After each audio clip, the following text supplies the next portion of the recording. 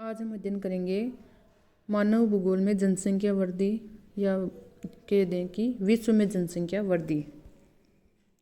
विश्व में जनसंख्या वृद्धि का वाद करते हैं कि सबसे पहले हम देखेंगे कि पृथ्वी पर जब मानव विकास हुआ था तब से लेकर के वर्तमान युग तक जनसंख्या में कितनी वृद्धि हुई है। पृथ्वी पर मानव का विकास हम कहें तो लगभग अनुमान लगाया गया है 10 लाख वर्ष पूर्व पूरा पाषाण काल में हुआ था। उस समय विश्व में संभवतः यानी संभावना व्यक्त की गई है कि लगभग मनुष्यों की जो संख्या है वो 1000 से भी कम रही होगी और 1650 तक जो जनसंख्या बढ़ करके लगभग 55 करोड़ हुई थी। 1950 में विश्व की कुल जनसंख्या की बात करें तो ये थी 251 करोड़। तो इस प्रकार प्राचीन काल से अर्थात प्राग ऐतिहासिक काल से जनसंख्या वृद्धि की दर बहुत ज़्यादा मंद थी और विभिन्न युगों में घटते बढ़ते लगभग ये स्थिर बनी रही। जितनी जनसंख्या पिछले 10 लाख वर्षों में हो पाई थी उससे 4 गुना से अधिक जनसंख्या है वो ईसा के पश्चात 1650 वर्षों में हो गई है और अगले मात्र 300 वर्षों में अर्थात 1650 से 1950 की बात करें तो विश्व की जनसंख्या लगभग 5 गुनी हो गई है।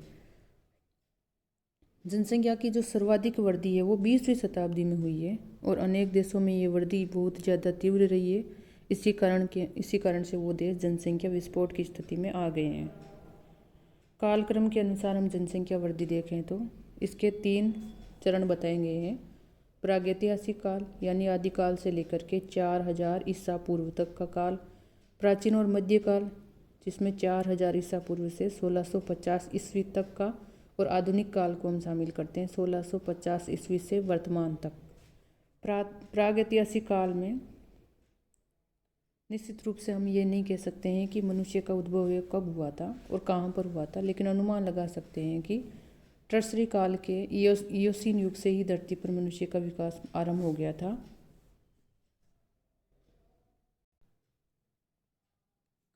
प्लायोसीन युग तक मनुष्य वन मानुष के रूप में रहता था, वनों में रहता था, वन मानुष की तरह। आधुनिक मानव का विकास है वो लगभग आज से 10 लाख वर्ष पूर्व प्लीस्टोसीन काल में हुआ था।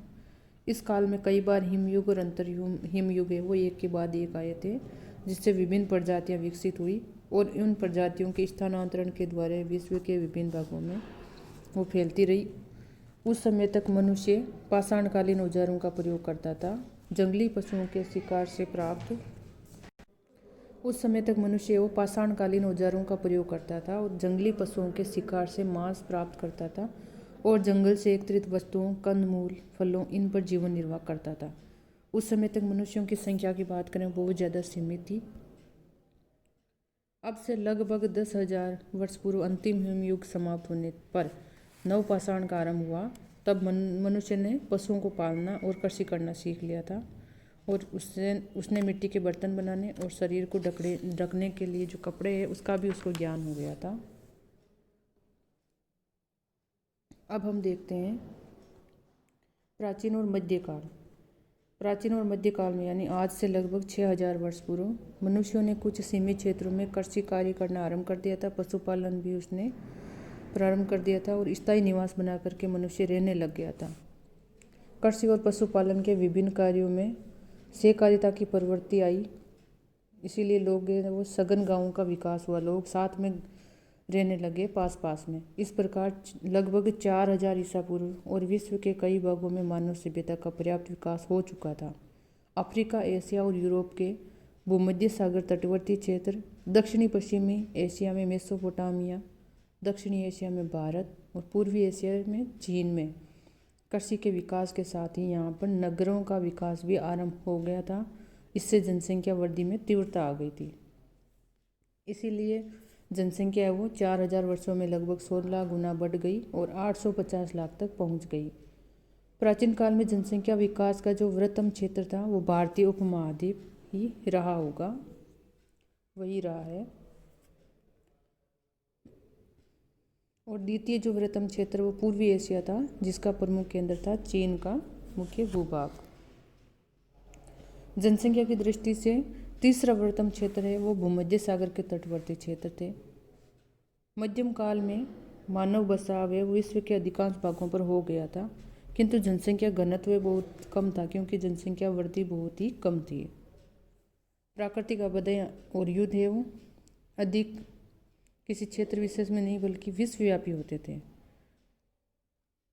विश्व की कुल जनसंख्या है वो 1650 में बात करें तो वो 55 करोड़ थी और मध्यम काल में जनसंख्या वृद्धि बहुत मंद गति से हुई। ये गति देश और काल के अनुसार भिन्न भिन्न थी। अब हम देखते हैं आधुनिक काल। 17वीं शताब्दी के मध्य से आधुनिक काल का आरंभ माना जाता है, अर्थात 1650 से वर्तमान तक। 1650 में जो कि विश्व की कुल जनसंख्या 55 करोड़ थी, 100 वर्ष के बाद में ये बढ़ करके 72 करोड़ पे पहुंची। उसके इस प्रकार तो 100 वर्ष में कितनी वृद्धि हुई? 30% की। उसके 100 वर्ष के बाद में ये और वृद्धि के साथ 133 करोड़ पहुंच गई। इस प्रकार जनसंख्या वृद्धि होते होते 20वीं शताब्दी में जो जनसंख्या वृद्धि हुई बहुत ज़्यादा तीव्र गति से हुई। 20वीं शताब्दी के आरंभ में जनसंख्या जो 166 करोड़ थी, 19वीं शताब्दी के उत्तरार्ध से ही कृषि का विकास होने के कारण औद्योगिकीकरण, नगरीकरण, स्वास्थ्य और चिकित्सा सुविधाओं में वृद्धि के परिणाम स्वरूप मृत्यु दर थी उसमें कमी आई। इसी कारण जनसंख्या वृद्धि होने लगी और 1900 की जो 166 करोड़ जनसंख्या थी वो 50 वर्षों में 1950 में अर्थात 1950 में 251 करोड़ पर पहुंच गई।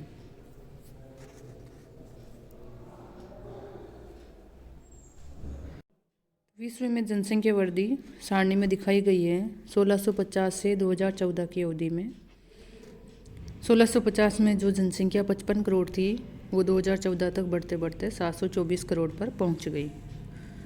जैसा कि इसमें वार्षिक वृद्धि दर भी दिखाई गई है 1950 से 1960, 1950 में 1% की दर से, 2014 में 1.2% की दर से वृद्धि हो रही है।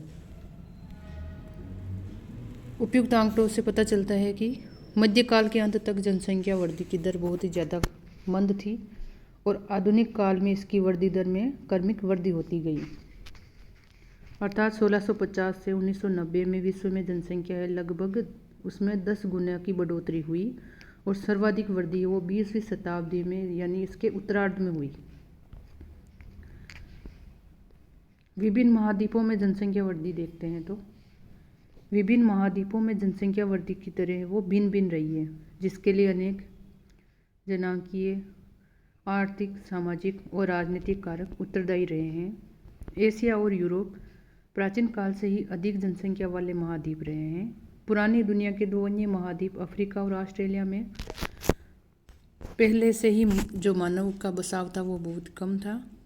उत्तरी अमेरिका और दक्षिणी अमेरिका जिन्हें नई दुनिया के महाद्वीप कहते हैं, वहाँ की जनसंख्या की वृद्धि है वो प्रवासियों के भारी संख्या में आगमन के कारण अधिक तीव्र गति से हुई है।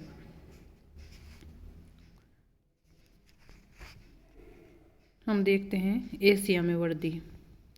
महाद्वीपों की बात कर रहे थे तो सबसे पहले हम देखते हैं एशिया महाद्वीप में जनसंख्या वृद्धि। 1650 ईस्वी में एशिया विश्व का सर्वाधिक जनसंख्या वाला महाद्वीप था। उस समय भी विश्व की लगभग 60% जनसंख्या वो एशिया महाद्वीप में ही रहती थी और आज भी लगभग यही अनुपात है वो एशिया महाद्वीप में विद्यमान है। एशिया की जनसंख्या 1650 से 1950 तक के 300 वर्षों में 4 गुना हो गई, अर्थात 32.7 करोड़ से 137.7 करोड़ हो गई। और पिछले 60 वर्षों में एशिया महाद्वीप में जनसंख्या वृद्धि है वो बहुत तीव्र गति से हुई है। एशिया की जो अधिकांश जनसंख्या है वो मानसूनी जलवायु वाले प्रदेशों में जैसे चीन, जापान, भारत, बांग्लादेश, पाकिस्तान और दक्षिणी पूर्वी एशिया के देशों में केंद्रित है, जहां जनसंख्या का जमाव मुख्यतः उपजाऊ नदी घाटियों में हुआ है। आधुनिक काल में 20वीं शताब्दी की बात करें तो गहन कृषि में यंत्रों का अधिक प्रयोग होने के कारण उत्तम बीज और उर्वरकों के प्रयोग से खाद्य उत्पादन में पर्याप्त वृद्धि हुई है, जिससे खाद्य आपूर्ति है वो निश्चित हो गई है। इसके साथ ही यहाँ पर खनिज संसाधनों के शोषण, जल विद्युत उत्पादन, परिवहन के साधनों में विस्तार होना, औद्योगिकीकरण, नगरीय विकास, इनसे रोजगार के नए नए अवसरों की उपलब्धता से भी यहाँ पर जनसंख्या वृद्धि को प्रोत्साहन मिला है। जनसंख्या वृद्धि के लिए चिकित्सा और स्वास्थ्य सुविधाओं में वृद्धि भी एक प्रभावशाली कारक है, क्योंकि इसके विस्तार से अर्थात चिकित्सा सुविधाओं के विस्तार से मृत्यु दर पहले से बहुत ज़्यादा कम हो गई है। इन कारणों से ही विशाल जनसंख्या वाले एशियाई देशों में जनसंख्या वृद्धि दर है वो उच्च बनी हुई है और ये देश जनसंख्या विस्फोट की स्थिति में पहुंच गए हैं।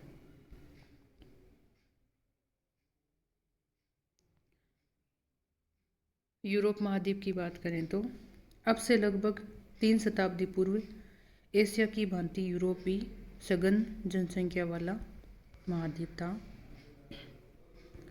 1650 में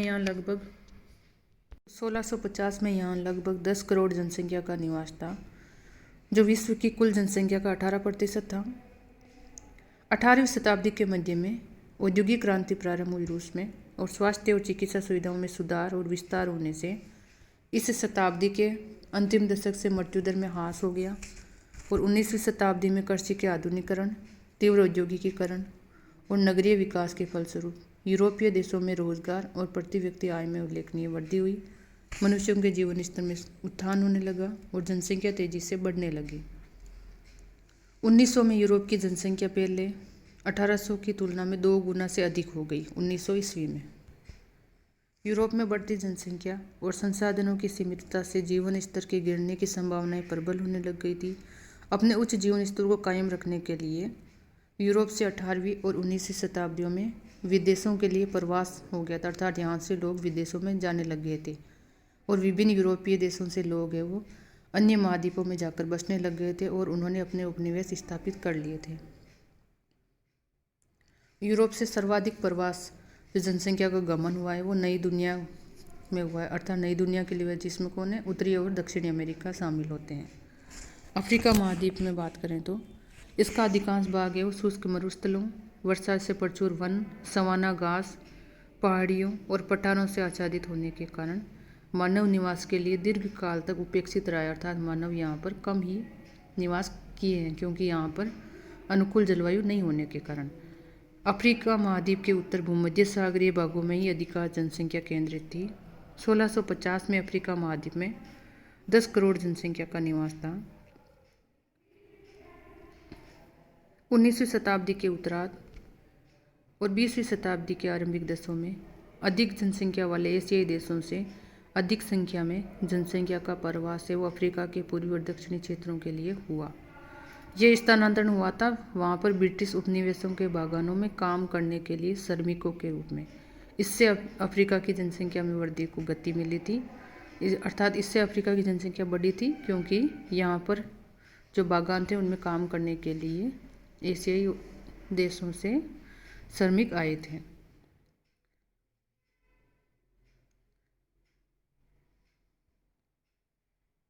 इस प्रकार अफ्रीका की जनसंख्या है वो 20वीं शताब्दी के प्रारंभिक 50 वर्षों में 10 करोड़ व्यक्तियों की बढ़ोतरी होकर के 22 करोड़ तक पहुंच गई थी।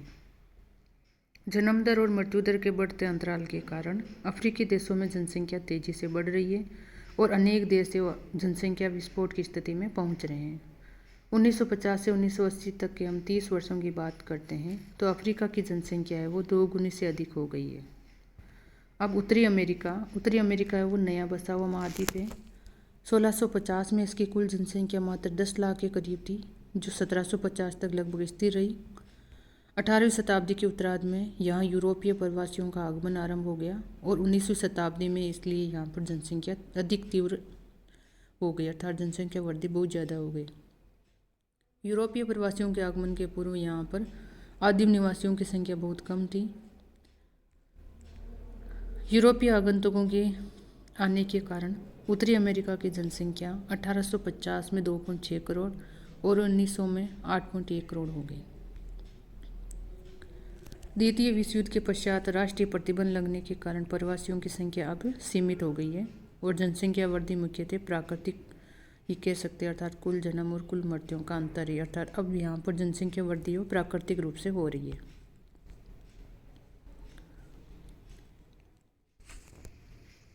दक्षिणी अमेरिका की बात करते हैं तो जनसंख्या वृद्धि के लिए इस महाद्वीप में भी विदेशी आगंतुक है उनका महत्वपूर्ण स्थान रहा है। आधुनिक काल में जनसंख्या वृद्धि के दृष्टिकोण से उत्तरी अमेरिका महाद्वीप के पश्चात इस महाद्वीप का दूसरा स्थान रहा है।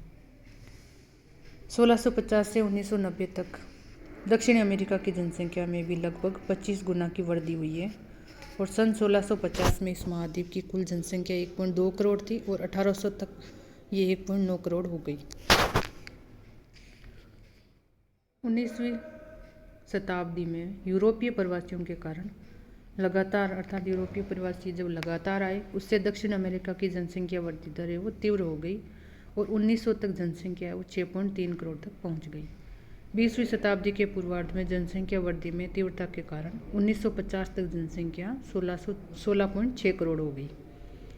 इसके पश्चात यहाँ की राष्ट्रीय सरकार ने विदेशी प्रवास पर नियंत्रण लगा दिया, किंतु उच्च जन्म दर और घटती मृत्यु दर के कारण यहाँ पर जनसंख्या की प्राकृतिक वृद्धि दर होने के कारण अब भी जनसंख्या वृद्धि दर उच्च बनी हुई है।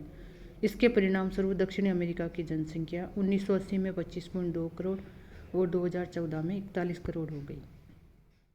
1990 में दशक में दक्षिण अमेरिका की जो औसत जन्म दर है वो 32 प्रति हज़ार और मृत्यु दर 8 प्रति हज़ार पाई गई है। इस प्रकार जन्म दर और मृत्यु दर में अंतर होने के कारण जनसंख्या यहाँ पर तीव्रता से बढ़ रही है और यहाँ जनसंख्या की वार्षिक वृद्धि दर है वो 2.3% बनी हुई है।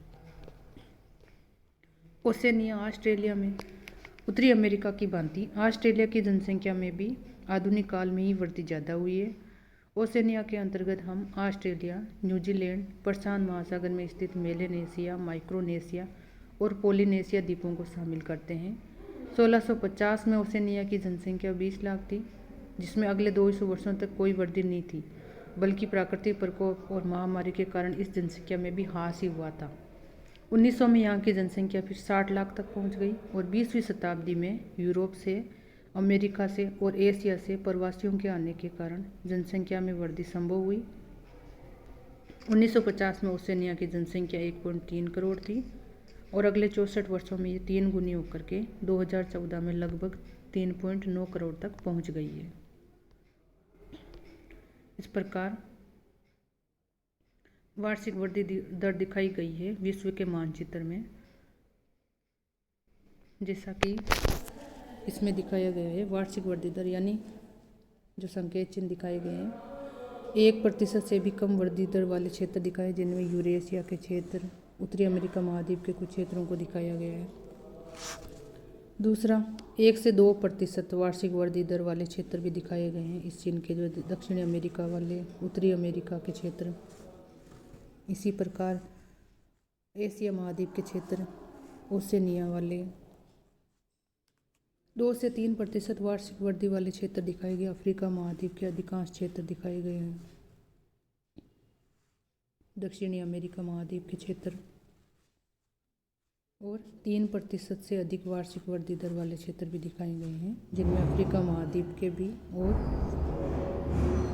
एशिया, दक्षिणी पश्चिमी एशिया के